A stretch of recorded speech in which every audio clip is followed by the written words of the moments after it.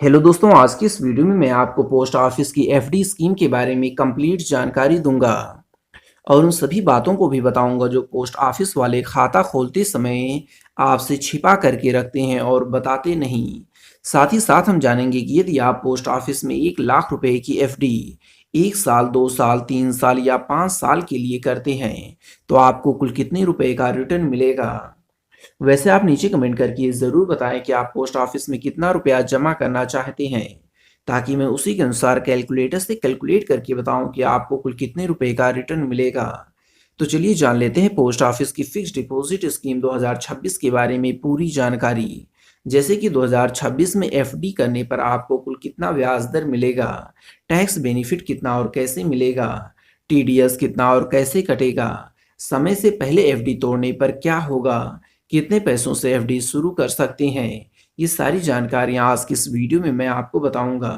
तो आइए दोस्तों, सबसे पहले देखते हैं कि पोस्ट ऑफिस में वर्तमान समय 2026 में ब्याज दर यानी कि इंटरेस्ट रेट कितना चल रहा है। तो देखिए दोस्तों, अगर आप 1 साल के लिए पोस्ट ऑफिस में निवेश करेंगे अपने पैसों को तो 6.9% का आपको ब्याज मिलने वाला है। 2 साल के लिए अगर आप अपने पैसों को पोस्ट ऑफिस में निवेश करते हैं तो 7.0% यानी कि 7% का आपको ब्याज मिलेगा। 3 साल के केस में आपको 7.1% का और 5 साल के केस में 7.5% का आपको ब्याज प्राप्त होने वाला है। टैक्स लाभ यानी कि टैक्स बेनिफिट की अगर बात की जाए तो देखिए दोस्तों, अगर आप सामान्य एफडी यानी कि 1 साल, 2 साल, 3 साल या 5 साल की जो सामान्य एफडी होती है पोस्ट ऑफिस की, उसमें अगर आप निवेश करते हैं तो आपको कोई भी टैक्स बेनिफिट नहीं मिलने वाला है। अगर आप टैक्स बेनिफिट प्राप्त करना चाहते हैं तो आपको पोस्ट ऑफिस की टैक्स सेवर एफडी में निवेश करना होगा। ये टैक्स सेवर एफडी जो होती है वो 5 साल की होती है और ये एक लॉक इन पीरियड वाली एफडी होती है। यानी कि अगर आपने इसमें एक बार निवेश कर दिया तो 5 साल जब कंप्लीट हो जाएगा तभी आप इस एफडी को तोड़ सकते हैं। समय से पहले आप चाहेंगे कि 3 साल, 2 साल या 4 साल बाद में इस एफडी को तोड़ दूं तो आप इस एफडी को नहीं तोड़ पाएंगे। इस एफडी में अगर आप निवेश करते हैं तो आपको जो इनकम टैक्स की धारा 80 है इसके तहत आपको 1.5 लाख रुपए तक का छूट मिलने वाला है टैक्स में। टीडीएस कटौती का क्या नियम है आइए देख लेते हैं। देखिए, अगर आप सामान्य नागरिक हैं तो आपका जितने रुपए का आपने एफडी किया है, ठीक है, उस पर जो ब्याज आपको मिलेगा साल भर में वो अगर 50,000 रुपये से ज़्यादा होता है तब आपको टीडीएस देना पड़ेगा। और अगर आप सीनियर सिटीजन हैं तो आपको 1 लाख रुपये से आपका ब्याज अगर साल भर के अंदर बढ़ता है तब आपको ब्याज देना पड़ेगा। ठीक है, कितना ब्याज देना पड़ता है? 10% का जो है सामान्य नागरिक के केस में देना पड़ता है। चाहे सामान्य नागरिक हो या वरिष्ठ नागरिक हो, दोनों के केस में 10% का टीडीएस होता है। अगर पैन कार्ड अटैच है, अगर पैन कार्ड अटैच नहीं है तो हमें 20% तक का भी टीडीएस काट दिया जाता है बैंक की तरफ से। आगे देखते हैं समय से पहले पैसा निकालने का क्या नियम है। तो देखिए, वैसे तो 6 महीने तक आप स्टार्टिंग के 6 महीने तक आप इसको नहीं निकाल सकते। ये एक लॉक इन पीरियड होता है। आप इतने पैसे जमा कर दीजिए, 1 महीने, 2 महीने, 3 महीने, 4 महीने, 5-6 महीने तक आप अपने पैसों को नहीं निकाल सकते हैं, यानी कि एफडी जो नहीं तोड़ सकते हैं। इसके बाद 6 महीने हुए, 6 से 12 महीने के बीच अगर आप एफडी को तोड़ते हैं तो आप तोड़ सकते हैं, लेकिन आपको केवल 4% जो कि पोस्ट ऑफिस का सेविंग अकाउंट होता है उसका जो इंटरेस्ट रेट होता है वही आपको मिलेगा। ठीक है, अब अगर आप 1 साल के बाद अगर आप बंद करते हैं तो इस केस में आपका जितना ब्याज मिलना था उससे 2% का कम ब्याज मिलेगा। मान लेते हैं आपने 5 साल के लिए निवेश किया, ठीक है, पैसों को 5 साल के केस में आपको 7.5% का इंटरेस्ट रेट मिलता है। तो इस केस में अगर आपने 5 साल से पहले इवन 1 दिन पहले भी एफडी को तोड़ दिया, 1 साल बाद और 5 साल से 1 दिन भी पहले अगर आपने एफडी को तोड़ा तो आपको जितना बनना था आपका ब्याज वो नहीं बनेगा, 7.5% के हिसाब से नहीं बनेगा, बल्कि 2% आपका ब्याज कम होगा, यानी 5.5% के हिसाब से आपका ब्याज बनने वाला है। अब देखते हैं एफडी खाता कैसे खोलें। तो इसके लिए देखिए 2 तरीका होता है। पहला जो तरीका ऑफलाइन है, ऑफलाइन तरीका में आपको पोस्ट ऑफिस में जाना होगा। वहां पर जो खाता खोलने का फॉर्म होता है वो आपको जमा करना है। केवाईसी के डॉक्यूमेंट्स जैसे कि आधार कार्ड, पैन कार्ड, फोटो, ये सारी चीजें आपको जमा कर देनी है। अब आपका अकाउंट ओपन हो जाएगा, आपको पासबुक मिल जाएगा, आप जितने रुपए चाहते हैं उतने रुपए की एफडी कर सकते हैं। आगे देखते हैं दूसरा जो तरीका होता है वो होता है ऑनलाइन तरीका। ऑनलाइन तरीके में आपको पोस्ट ऑफिस का सेविंग अकाउंट होना चाहिए और सेविंग अकाउंट हो आपके पास, साथ ही साथ नेट बैंकिंग की फैसिलिटी भी आपके पास हो।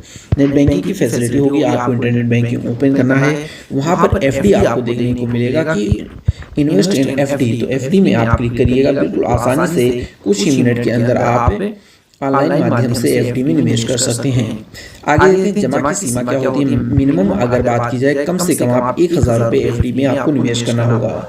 अधिकतम यहाँ पर कोई भी लिमिट नहीं है, आप जितने रुपए चाहें उतने रुपए की एफडी कर सकते हैं। समय क्या होता है एफडी की, तो आप एफडी जो होता है 1 साल के लिए कर सकते हैं, 2 साल के लिए कर सकते हैं, 3 साल के लिए कर सकते हैं या फिर 5 साल के लिए कर सकते हैं। पोस्ट ऑफिस में यही 4 तरह की जो है एफडी की टेन्योर होता है। इससे कम या ज़्यादा की आपको एफडी नहीं कर सकते हैं पोस्ट ऑफिस में। अतिरिक्त सुविधाओं की बात की जाए तो आपको नॉमिनी जोड़ने की सुविधा मिल जाती है।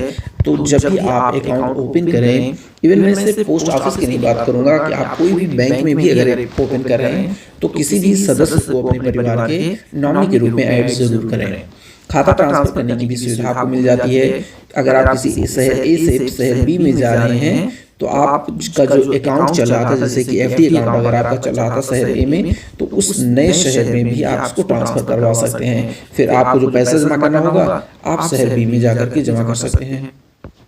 अब आइए देखते हैं रिटर्न के बारे में। अगर हम 1 साल की रिटर्न की बात करते हैं, 1 लाख रुपए यहाँ पर मैं एग्जांपल लेकर के चल रहा हूँ कि हमारे पास अगर 1 लाख रुपए की धनराशि है तो हम उसे 1 साल के लिए जब हम इन्वेस्ट करेंगे तो हमें कितना रिटर्न मिलेगा।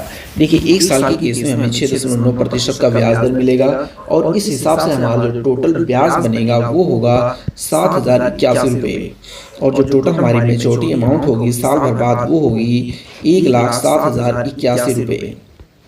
इसी तरह से हम अगर 2 वर्ष के लिए निवेश करते हैं 1 लाख रुपए को, तो 2 साल के केस में हमारा जो ब्याज दर हो जाएगा वो 7% हो जाएगा, और इस हिसाब से हमारा 2 साल के अंदर जो टोटल ब्याज बनेगा वो होगा 14,888 रुपये, और टोटल मेच्योरिटी अमाउंट जो हमें मिलेगा 2 साल बाद वो होगा 1,14,888 रुपये। अब आप ये देखते हैं 3 साल के केस में कितना हमें रिटर्न मिलने वाला है। 1 लाख रुपए को हम 3 साल के केस में जब निवेश करेंगे तो हमें जो है 7.1% का ब्याज दर प्राप्त होने का, और इस तरह से हमारा जो टोटल ब्याज बनेगा 3 साल के अंदर वो होगा 23,508 रुपये, और हमारी कुल मेच्योरिटी अमाउंट जो होगी वो होगी 1,30,508 रुपये। अब एक और एग्जाम्पल लेकर के देख लेते हैं कि 5 साल वाला भी बचा है तो उसको भी देख लेते हैं।